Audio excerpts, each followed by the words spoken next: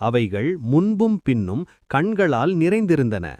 முதல் ஜீவன் சிங்கம் போல இருந்தது. இரண்டாவது ஜீவன் காளை போல இருந்தது. மூன்றாவது ஜீவனுக்கு மனிதன் முகம் போல முகம் இருந்தது. நான்காவது ஜீவன் பறக்கும் கழுகை போல இருந்தது. அந்த 4 ஜீவன்களுக்கும் ஒவ்வொருவருக்கும் 6 சிறகுகள் இருந்தன. அவைகள் சுற்றிலும் உள்ளும் கண்களால் நிறைந்திருந்தன.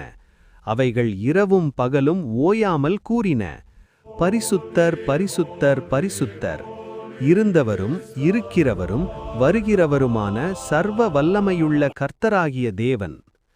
அந்த ஜீவன்கள் சிங்காசனத்தில் அமர்ந்திருப்பவருக்கும் என்றென்றும் உயிரோடு இருக்கிறவருக்கும் மகிமையும் கனமும் ஸ்தோத்திரமும் செலுத்தும்போது 24 மூப்பர்களும் சிங்காசனத்தில் அமர்ந்திருப்பவருக்கு முன்பாக விழுந்து என்றென்றும் உயிரோடு இருக்கிறவரை தொழுது தங்களுடைய கிரீடங்களை சிங்காசனத்தின் முன்பாக வைத்து சொல்லினார்கள், எங்கள் கர்த்தாவும் தேவனுமானவரே, மகிமையும் கனமும் வல்லமையும் பெற தகுதியானவர் நீரே.